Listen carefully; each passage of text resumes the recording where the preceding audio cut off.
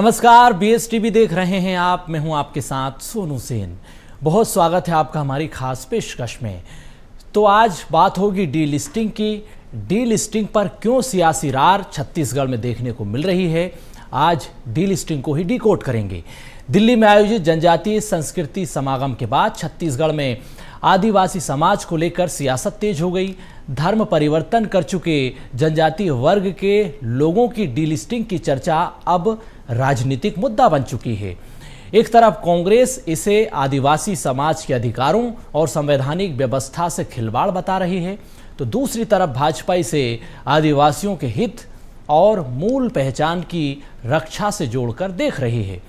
आज इसी खास अहम मुद्दे पर चर्चा करेंगे। खास मेहमानों का पैनल हमारे साथ जुड़ेगा, लेकिन उससे पहले ये खास रिपोर्ट आप देखिए।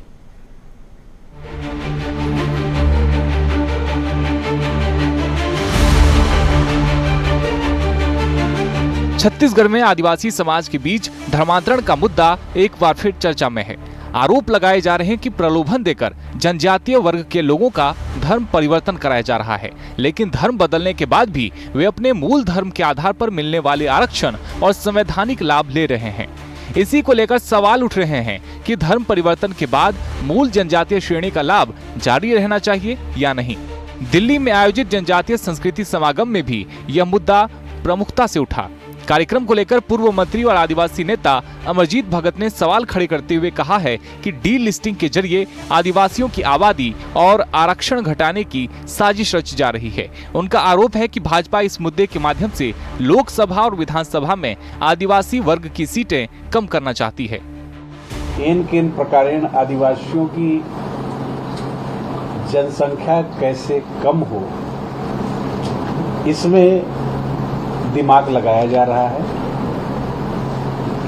आदिवासियों को आपस में डीलिस्टिंग के नाम पे लड़ाने का कोशिश है, और दूसरे तरफ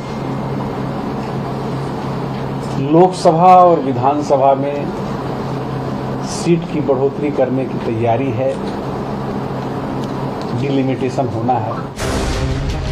इधर कैबिनेट मंत्री केदार कश्यप ने अमरजीत भगत के बयान पर पलटवार करते हुए कहा कि डीलिस्टिंग से मूल आदिवासियों को उनका हक मिलेगा। कुछ लोग प्रलोभन में या शिक्षा और स्वास्थ्य के लोभ में धर्मांतरित हो जाते हैं, लेकिन धर्मांतरण के बाद भी आरक्षण और सरकार की नीतियों का लाभ लेते हैं। कांग्रेस की सरकार में डीलिस्टिंग के प्रावधान को इंदिरा गांधी ने खारिज किया था, जिसे आज आदिवासी वर्ग भुगत रहे हैं। जो जनजातीय वर्ग के पूजा पद्धति, इष्ट देव, संस्कृति को नहीं मानते, उनके समाज में रहने का कोई अर्थ नहीं है और न ही उन्हें कुछ लाभ मिले। जहाँ तक डीलिस्टिंग की बात है, तो डीलिस्टिंग को लेकर के बाबा कार्तिक उरांव जी ने जो प्रावधान किया था, और तत्कालीन समय में तत्कालीन प्रधानमंत्री स्वर्गीय इंदिरा गांधी जी कहते हैं, उस समय में प्रधानमंत्री रही, और उन्होंने एक सिरे से इस पूरे मामले को खारिज किया है, और उसका परिणाम हमारा आदिवासी समाज भुगतता आया। और ये हमारी मांग है कि डीलिस्टिंग की दृष्टि से धर्म हमारी संस्कृति को नहीं मानता, हमारी पूजा पद्धति को नहीं मानता, हमारे इष्ट देव को नहीं मानता। डीलिस्टिंग की मांग ने अब देश की जनजातीय राजनीति में नई बहस छेड़ दी है। सवाल उठ रहा है कि क्या धर्म परिवर्तन के बाद भी जनजातीय आरक्षण और संवैधानिक सुविधाओं का लाभ जारी रहना चाहिए। आदिवासी समाज का एक बड़ा वर्ग इसे अपनी पहचान, संस्कृति और अधिकारों से जुड़ा मुद्दा बता रहा है। वहीं विरोध करने वाले इसे सामाजिक विभाजन की राजनीति करार दे रहे हैं। छत्तीसगढ़ समेत कई राज्यों में यह मुद्दा अब राजनीतिक और सामाजिक चर्चा के केंद्र में है। सबसे बड़ा सवाल यही है, क्या डीलिस्टिंग जनजातीय अस्मिता की रक्षा का रास्ता बनेगी या फिर समाज में नई खाई पैदा करेगी। BSTV के लिए रायपुर से अविनाश चंद्रवंशी की रिपोर्ट। तो पूरी रिपोर्ट को आपने देखा, समझा। इसी खास मुद्दे पर हम चर्चा करेंगे। हमारे साथ संतोष दास जी हमारे साथ जुड़ चुके हैं, पैनलिस्ट हैं बीजेपी से। अभय नारायण राय साहब हमारे साथ जुड़ चुके हैं, प्रवक्ता हैं कांग्रेस से। करिश्मा सोनी हमारे साथ जुड़ चुकी हैं, संवाददाता हैं स्टूडियो से। करिश्मा, सबसे पहले मैं आपके पास आता हूं, इस पूरे डीलिस्टिंग को डिकोड करते हैं। आप जरा समझाइए कि कैसे डीलिस्टिंग से आदिवासियों को नफा होगा और सियासत को कितना नुकसान होगा। जी बिल्कुल, देखिए छत्तीसगढ़ में डीलिस्टिंग का मुद्दा हालांकि अभी नया नहीं है। काफी लंबे समय से डीलिस्टिंग पर जो है राजनीतिक तकरार देखने को मिल रही है। एक और जहां हम देख रहे हैं कि सत्ता पक्ष का कहना है कि डीलिस्टिंग जो है वो कहीं ना कहीं लाभदायक होगी, उससे जो जनजातीय समूह के लोग हैं उनका कहीं ना कहीं जो एक वर्चस्व है, जो मेन मूल जुड़े हुए लोग हैं उनका कहीं ना कहीं बचाव होगा, उनके अधिकारों का बचाव होगा। वहीं दूसरी ओर देखिए छत्तीसगढ़ में कुछ ऐसे भी संगठन है जो डीलिस्टिंग को लेकर के विरोध जता रहे हैं। उनका कहना है कि जो डीलिस्टिंग होती है, डीलिस्टिंग में खासतौर पर जो अधिकार नहीं मिलने की बात है तो ऐसा बिल्कुल नहीं होना चाहिए। उनका कहना है कि जो आदिवासी होते हैं, जो खासतौर पर देखिए शेड्यूल्ड ट्राइब्स हैं, वो शेड्यूल्ड ट्राइब्स ना केवल धर्म से जुड़े हैं बल्कि वो अपनी संस्कृति, परंपरा और उसके साथ साथ अपने मूल निवास से जुड़े हुए हैं। तो ऐसे में डीलिस्टिंग करना उनके लिए सही नहीं है, तो इसका विरोध तो देखा जा रहा है। हालांकि दिल्ली में एक जब बड़ी बैठक हुई तो उस बैठक में इसका मुद्दा जो है वो कहीं ना कहीं गूंजता हुआ नजर आया, क्योंकि वहां पर देखिए कि वनवासियों के मुद्दे को लेकर के चर्चा हुई लेकिन डीलिस्टिंग पर कोई खास चर्चा नहीं हुई, जिसको लेकर के मांग उठने लगी कि छत्तीसगढ़ में भी डीलिस्टिंग होना चाहिए।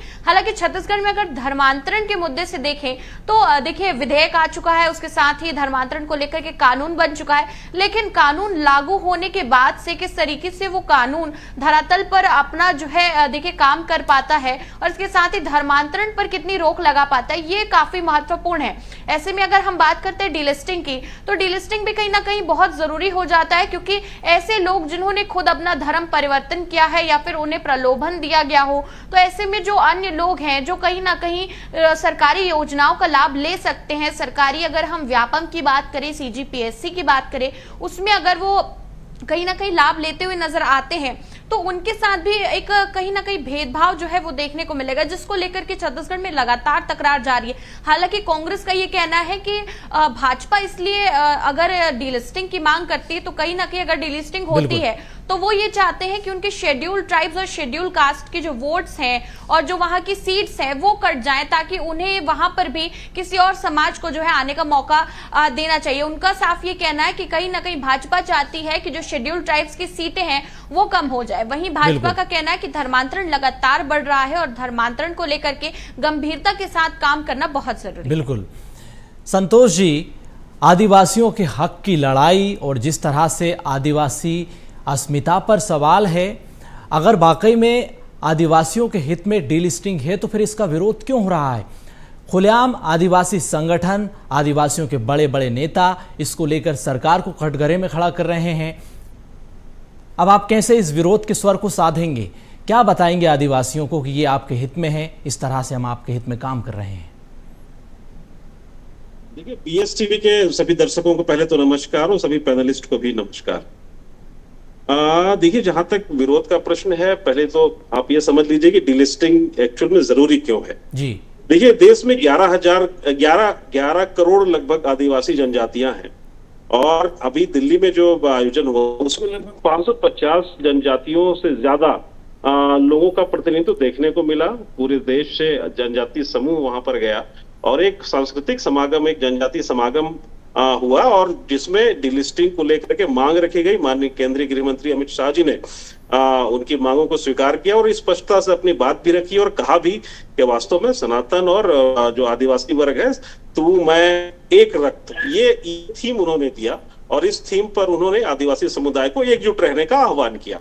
देखिए, जहां विरोध का प्रश्न है, अभी जो ईसाई मिशनरियां हैं और जो भोले भाले आदिवासियों को धर्मांतरित करने के बाद उनका शोषण करती हैं, ऐसे लोग विरोध हैं, जिसमें ज्यादातर लोग सब धर्मांतरित लोग ही हैं, सब ईसाई वर्ग के लोग हैं। और कांग्रेस, चूंकि कांग्रेस अपना वोट बैंक के रूप में इनका इस्तेमाल करती रही है, इसलिए कांग्रेस भी इसमें शामिल है और कुछ हद तक कहीं पर विपक्ष के लोग भी शामिल हैं। तो कुल मिलाकर के ये जो डीलिस्टिंग इतना महत्वपूर्ण विषय है, खासकर आदिवासी वर्ग के लिए, आप उनकी चिंता नहीं कर रहे। एक वर्ग का पूरा अधिकार, एक ऐसे आदिवासी वर्ग जिसका अधिकार पूरी एक क्रिश्चियन समुदाय ले जा रही है और क्रिश्चियन समुदाय अपने आप को आदिवासी मानती है, जबकि आदिवासी तो वो है ही नहीं। वो ना सरना पूजा करते, ना वो कर्मा पूजा करते, ना वो प्रकृति के का पूजन करते हैं। वो तो गिरजाघर में जाते हैं, वहां प्रार्थना सभा करते हैं, चंगाई सभा करते हैं। तो ये कहां से इस आदिवासी वर्ग के शामिल हो सकते हैं? और जब उन्होंने अपना धर्म छोड़ दिया है और वो क्रिश्चियन बन गए हैं, तो क्रिश्चियन बनने के पश्चात कैसे उनको उनके आदिवासी होने का हक उनको मिलेगा? आप बिल्कुल। कैसे उस पर दावा कर सकते हैं? अभी और नारायण जी, आप पूरे बताइए कि आदिवासी कैसे जो मूल धर्म सरकार में अभी भी डीलिस्टिंग हैं, के जरिए उनके अधिकार का हनन कर रहे हैं। आदिवासियों के हक को छीनने की कोशिश कर रही है। आदिवासी अस्मिता पर आप सवाल उठा रहे हैं, आप कह रहे हैं कि सीटों को कम करने की साजिश है, आदिवासियों की संख्या कम की जा रही है। देखिए सोनू जी, निश्चित रूप से जो डीलिस्टिंग पर बात चल रही है जी, और भारतीय जनता पार्टी का जो प्रमुख उद्देश्य है, केवल छत्तीसगढ़ में नहीं पूरे देश में, हिंदू मुस्लिम करो, हिंदू क्रिश्चियन करो, धर्म के खिलाफ लड़ाई कराओ, नफरत कराओ, समाज में नफरत पैदा करो, उत्तर दक्षिण की लड़ाई चालू हो जाए। अभी आपने परसिमन में देखा, उत्तर और दक्षिण लड़ाई चालू हो गई। उसी तरह का माहौल छत्तीसगढ़ के बस्तर सरगुजा में गैर धर्मांतरित और धर्मांतरित को लेकर बनाया जा रहा है। मणिपुर उदाहरण है कि मणिपुर चल रहा है, लेकिन मणिपुर के कुकई और मैती संगठन को आपस में बैठाने का, उनकी समस्या हल करने का कोई काम भारतीय जनता पार्टी की सरकार या अमित शाह नहीं करते। आज छत्तीसगढ़ शांत प्रदेश है, यहाँ एससी, एसटी, ओबीसी और जनरल सभी लोग मिलकर छत्तीसगढ़िया संस्कृति, छत्तीसगढ़िया भाव की बात करते हैं।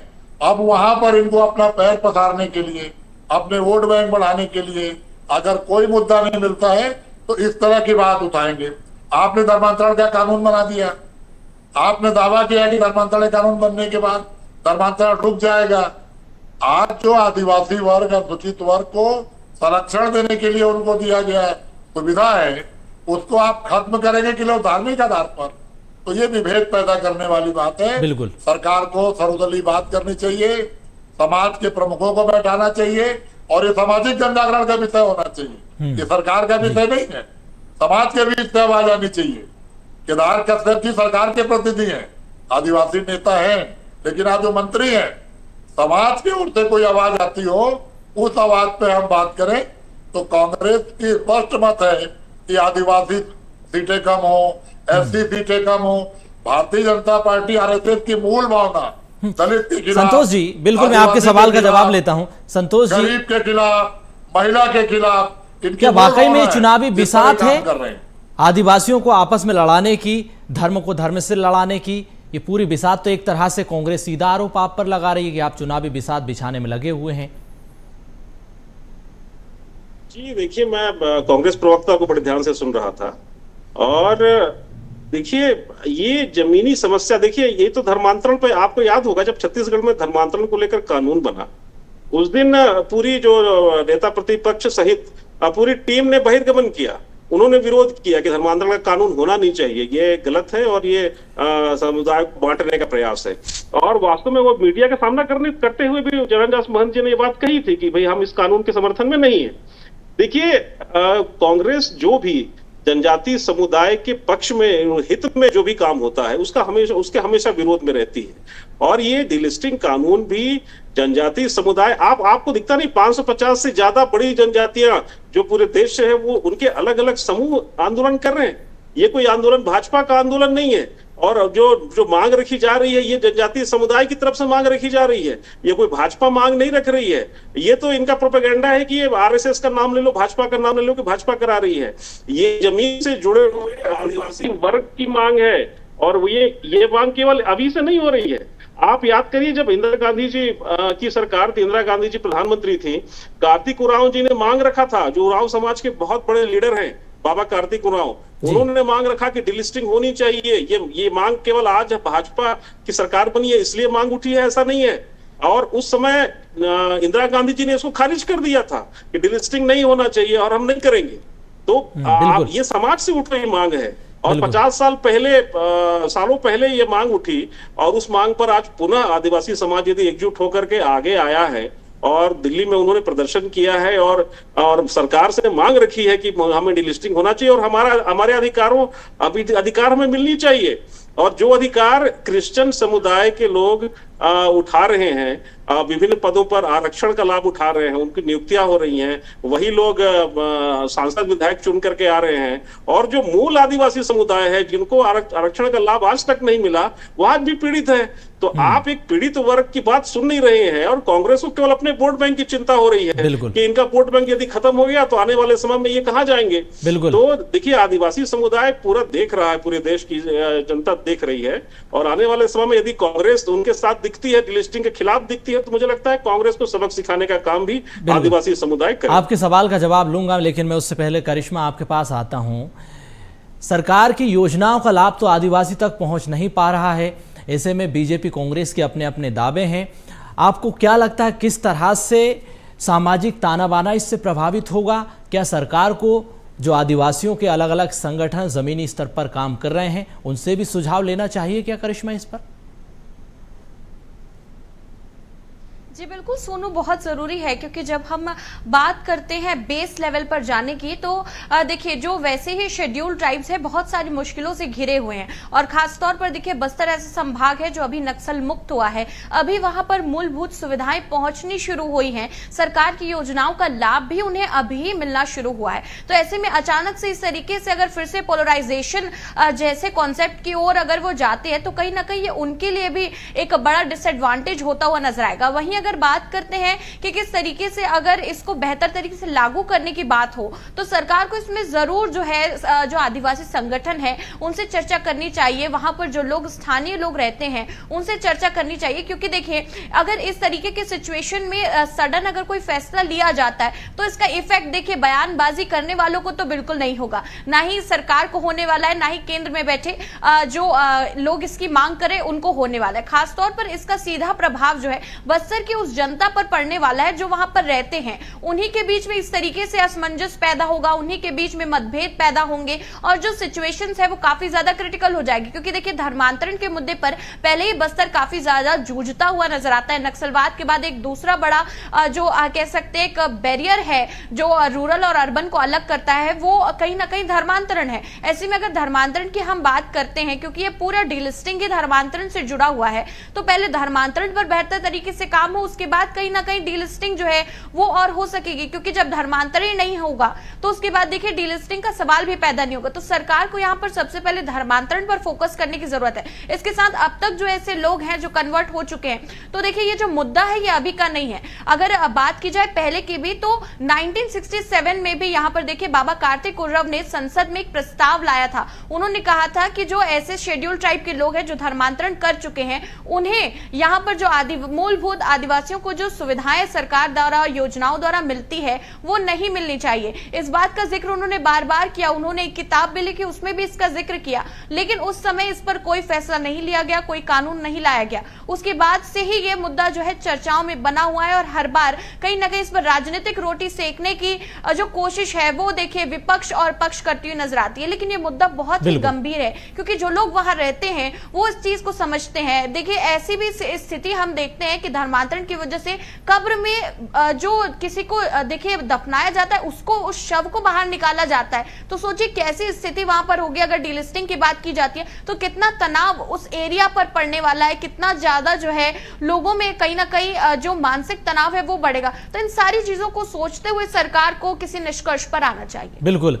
अभय नारायण जी, डीलिस्टिंग के बीच मुझे लगता है कि आपको भी एक लिस्ट तैयार करनी चाहिए, सरकार को बताना चाहिए कि जो सुदूर वनांचल क्षेत्र हैं, आदिवासी क्षेत्र हैं, उसमें कैसे असुविधाओं का अंबार है, आदिवासी किन हालातों के बीच जीवन जीने को मजबूर हैं, सरकार की मूलभूत सुविधाएं उन तक नहीं पहुंच पा रही है। जो बुनियादी स्ट्रक्चर है, शिक्षा, स्वास्थ्य, रोजगार, सड़क, पानी, बिजली, कैसे आदिवासी जूझ रहे हैं, ये भी आप सरकार को बताइए। लिस्ट तैयार कीजिए कि कौन से वो क्षेत्र हैं, कौन से वो आदिवासी जिले हैं, बताइए सरकार को। आपके पास तो पूरा मौका है, पूरी कार्यकर्ताओं की फौज है, पहुंचाइए कार्यकर्ताओं को आदिवासी क्षेत्रों में। सोनू जी, आदिवासियों के प्रति कांग्रेस का लगाव तुरंत रहा है। आदिवासी हितों को लेकर कांग्रेस हमेशा मजबूत रही और आदिवासियों को मजबूत करने का काम करती रही। अरविंद नेताम जी, मनकू राम थोड़ी जी बस्तर के प्रतिनिधि होते थे। अरविंद नेताम जी मंत्री भी थे केंद्र में। तमाम प्रकार की सुविधाओं पहुंचाने का काम छत्तीसगढ़ बनने के बाद 15 साल रमन सिंह जी ने राज किया है, भाजपा का शासन रहा। 2.5 साल से एक आदिवासी मुख्यमंत्री में भाजपा के शासन में है। 15 साल में आपने कोई इसकी बात नहीं की जब रमन सिंह मुख्यमंत्री थे। एक आदिवासी मुख्यमंत्री को ढाल बनाकर आप आदिवासियों के खिलाफ खड़ा करने का काम कर रहे हैं। डीलिस्टिंग के नाम पर, यूसीसी के नाम पर, आदिवासी सांस्कृतिक परंपराओं का आप गला घोटने का काम कर रहे हैं और दोष कांग्रेस को देंगे। कांग्रेस ने हर उस बात में भाग लिया जो बहस से आदिवासियों का हित होगा, समाज का हित होगा, बस्तर में रहने वाले हर वर्ग का हित होगा। कांग्रेस ने कभी उस बात में नहीं गई कि एक वर्ग को दूसरे वर्ग से लड़ाने का काम हो, लेकिन ये एक देश एक कानून, समान नागरिक संहिता, ऐसे नारे उछालेंगे। अभी महिला आरक्षण की बात करते हैं और आरएसएस में महिला नहीं है, महिलाओं के घोर विरोधी लोग महिला आरक्षण की देश में बात करते हैं। उसी तरह मणिपुर चल रहा है, उस समस्या का हल नहीं है और आदिवासी में आके 2 वर्ग करने की बात छत्तीसगढ़ में करने लग गए हैं। ये बहुत अच्छी परंपरा नहीं है जी। सरकार को सर्वदलीय बैठक बुलाना चाहिए, विधानसभा का सत्र बुलाना चाहिए, आदिवासी समुदाय के लोगों से बातचीत करना चाहिए। केवल अमित शाह जो सोचेंगे वही कानून बनेगा, भारतीय जनता पार्टी जो सोचेगी वही कानून बनेगा, ऐसा नहीं। बिल्कुल संतोष जी, आप सबका साथ, सबका विकास, सबका विश्वास की बात करते हैं। सबको विश्वास में तो आपको लेना होगा, आदिवासी लोगों को भी, आदिवासी संगठनों को भी, विपक्ष को भी, सर्वदलीय बैठक भी आप बुलाइए। दूसरी बात ये कि जो आदिवासी हैं उनको डीलिस्टिंग की भाषा समझ में नहीं आती, उन्हें भाषा समझ में आती है कि हमारे बच्चों को अच्छे स्कूल में दाखिला कैसे मिलेगा, दूर दराज के जो ग्रामीण अंचल हैं उसमें स्वास्थ्य सुविधाएं कैसे पहुंचेगी। ये कुछ बताइए, ऐसा कुछ व्यवस्था बनाइए ताकि लोगों तक बुनियादी सुविधाएं पहुंचे। विपक्ष को भी विश्वास में लीजिए, आदिवासियों को साथ लीजिए आप। देखिए, माननीय विष्णुदेव साय हमारे आदिवासी मुख्यमंत्री छत्तीसगढ़ में है और छत्तीसगढ़ में आदिवासी मुख्यमंत्री बनते ही देखिए बस्तर में नक्सलवाद का सफाया हमने कर दिया।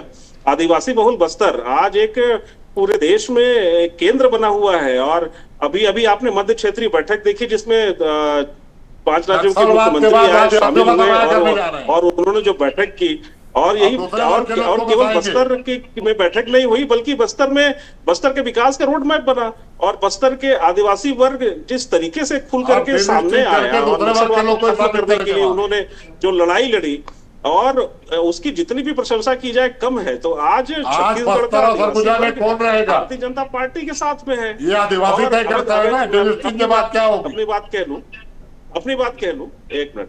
जी जी, बात रखिए। जहां तक कांग्रेस का प्रश्न है, देखिए कांग्रेस की दुखती रग है कि भाई इनका वोट बैंक कहीं ना कहीं डिस्टर्ब मत हो।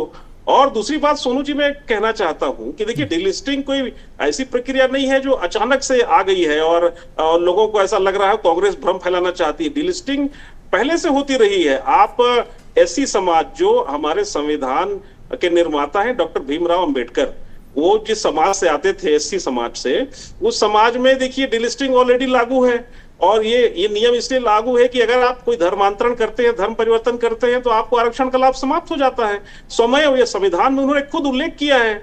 और अब केवल ये आदिवासी वर्ग जिसको आरक्षण प्राप्त है, सबसे ज्यादा आरक्षण प्राप्त है, लगभग 11 करोड़ इस देश में है और उनको यदि आरक्षण का लाभ सही तरीके से नहीं मिल पा रहा है कुछ क्रिश्चियनों के कारण से, क्रिश्चियनिटी के कारण, तो क्यों ना उनको आरक्षण का लाभ मिले। तो इसमें भी डीलिस्टिंग क्यों ना लागू हो। तो ऐसी बात नहीं है कि बाकी दूसरे बिल्कुल संतोष जी, आपने अपनी बात रखी। मैं करिश्मा आपके पास आता हूँ। बड़ा महत्वपूर्ण सवाल है, कांग्रेस बीजेपी को हमने देखा, उनकी सियासत को भी देखा करिश्मा। बीजेपी कांग्रेस कहती थी कि विकास में सबसे बड़ी वादा है नक्सलवाद, लेकिन अब छत्तीसगढ़ की सियासत से नक्सलवाद खत्म हो चुका है, सरकार का ही दावा है।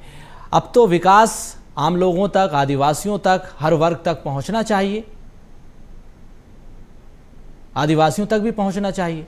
जी बिल्कुल सोनू, लेकिन जब हम बात करते हैं कांग्रेस और भाजपा दोनों के जब बयान सुनते हैं तो जो आरोप प्रत्यारोप लगते हैं कि आपने नहीं किया या अपने कार्यकाल में आपने नहीं किया कुछ भी आदिवासियों के लिए ज्यादा बेहतर देखिए किसी भी सरकार ने नहीं है, लेकिन किया जा सकता है। इस पर फोकस करना बहुत महत्वपूर्ण है क्योंकि जो हो गया है वो हो गया है, लेकिन जो आगे आने वाला कल है वो कैसे बेहतर किया जा सकता है, इस पर मेन फोकस जो है वो बहुत ज्यादा महत्वपूर्ण है। ऐसे में अगर हम बात करते हैं आदिवासियों की, तो आदिवासी एक ऐसा वर्ग है जो कहीं ना कहीं अगर अभी के समय में हम देखें तो आदिवासियों के पास वो सारी चीजें पहुंचनी शुरू हुई हैं जो हमारे पास बचपन से उपलब्ध हैं। तो ऐसे में उनकी जो एक देखिए डेवलपमेंट की अगर बात हो, अगर उनके क्षेत्र में अच्छे इंफ्रास्ट्रक्चर की बात हो, अगर हम बात करें कि उन्हें अच्छे स्कूल्स मिले, अच्छे कॉलेजेस मिले, उसके बाद जो है ये सारी चीजें कहीं ना कहीं खत्म होगी। क्योंकि जब तक हम लोगों को प्रलोभन दे सकते हैं, जब तक वो हमारे प्रलोभन में आ सकते हैं, तब तक इस तरीके के मुद्दे जो हैं